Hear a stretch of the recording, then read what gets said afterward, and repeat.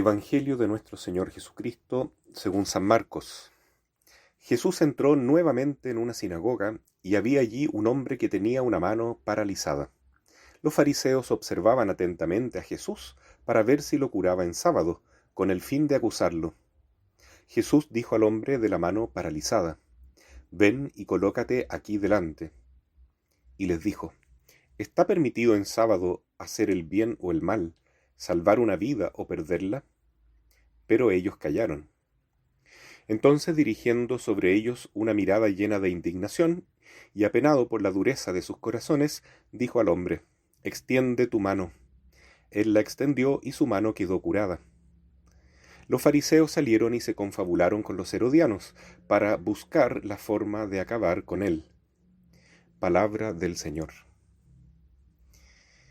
A medida que avanza el Evangelio de San Marcos, hoy entramos al capítulo 3, se va notando cómo la religiosidad de Jesús es tan distinta que en algunos puntos llega a ser opuesta y contradictoria, inclusive con la espiritualidad que predominaba en la época de Jesús, la de los fariseos, saduceos, herodianos, los jefes de la vida religiosa y del templo.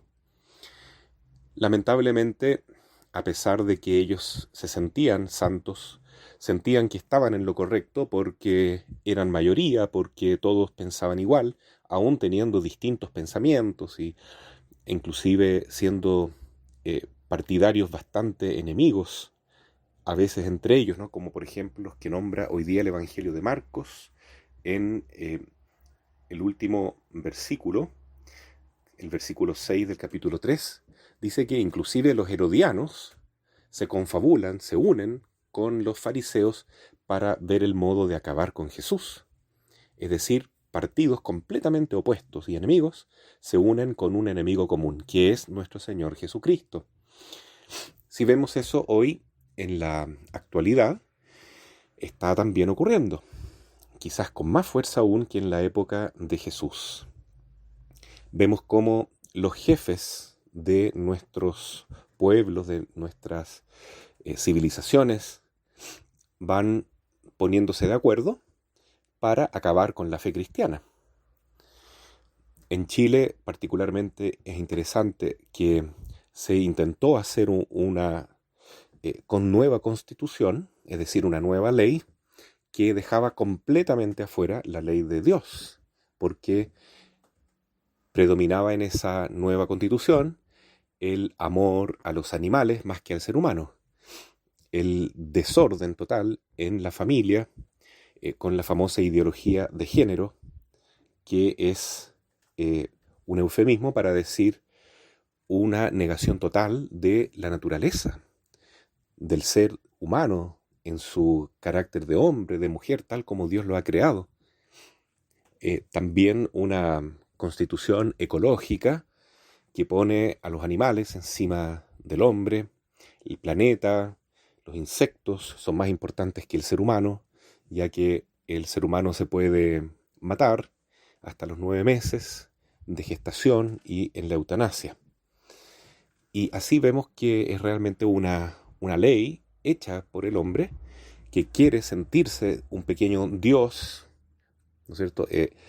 Como decía Satanás a Eva al principio, ¿no? Serás como una diosa si tú determinas lo que es bueno, lo que es malo, si tú haces las propias leyes y dejas de lado la ley de Dios que te quiere engañar, según el demonio.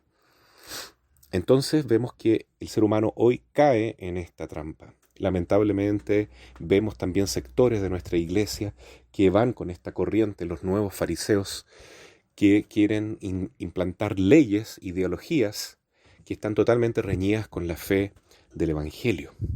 La ideología de género al interior de la fe cristiana es un contrasentido, una contradicción absoluta.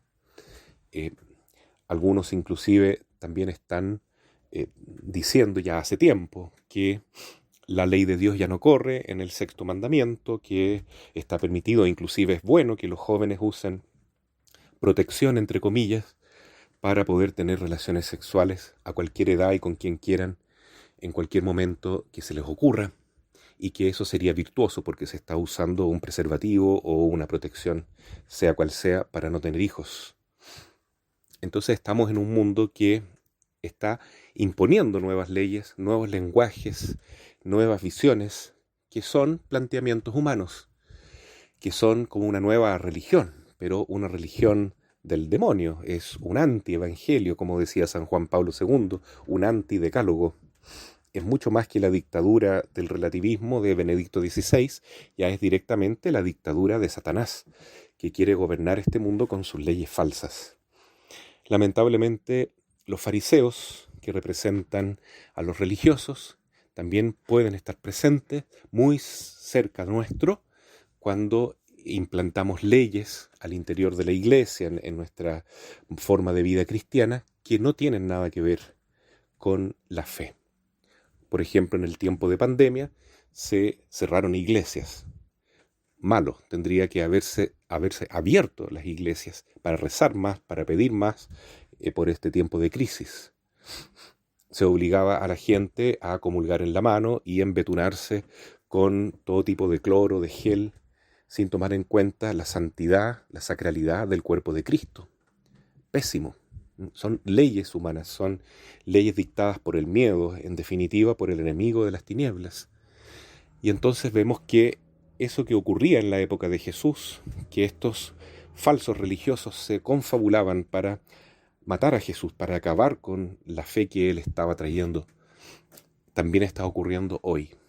La pregunta es, ¿en qué lado de la historia me voy a colocar yo?